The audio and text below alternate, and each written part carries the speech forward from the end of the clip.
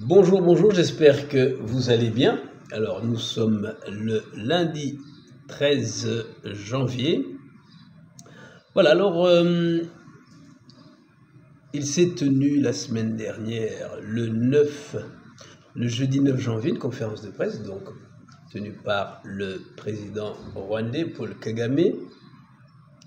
C'était 3 semaines et demie après sa non-participation au sommet de Luanda. Le sommet de Luanda avec M. Félix Tshisekedi, président de RDC, sommet sur la crise dans l'Est du Congo.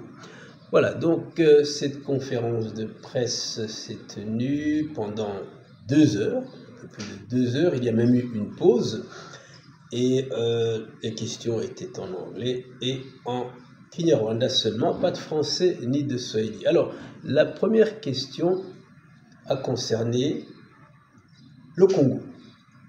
Et donc, c'était une question qui lui a été posée par un Steven Gassana, je pense, qui travaille pour Ketty Press. Et le chef de l'État y a répondu pendant 3 quarts d'heure. C'est-à-dire que dans sa réponse, il y avait beaucoup. Par la suite, on lui a posé des questions aussi sur Donald Trump, sur les problèmes d'expropriation. Il y a eu beaucoup de questions. Beaucoup de journalistes, des questions dans tous les sens. Alors, j'ai visionné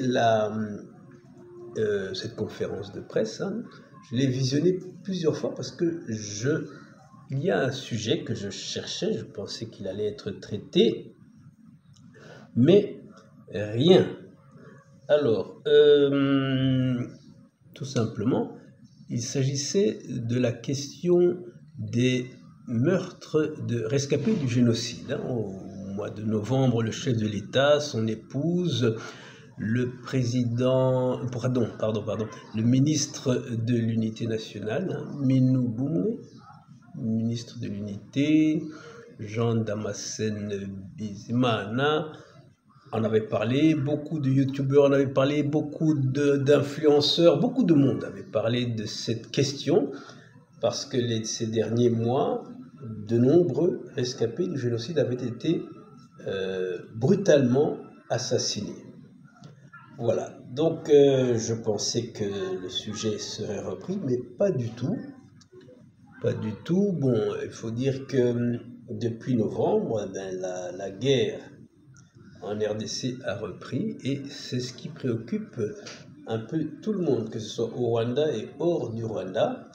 On parle surtout de ça. Je ne vais pas dire que ça a éclipsé les difficultés des rescapés du génocide, mais on en parle beaucoup moins.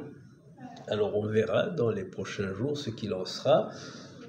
Le chef de l'État avait dit que si la justice classique ne s'occupait pas de ça, que d'autres mesures seraient prises pour y parvenir, à protéger donc les rescapés du génocide et surtout à faire cesser les violences auxquelles ils étaient confrontés. Voilà, donc le sujet est toujours dans nos esprits, dans l'esprit des rescapés du génocide, et je suppose aussi dans l'esprit de beaucoup de monde au Rwanda et ailleurs, parce que au mois de novembre, on parlait beaucoup de ça.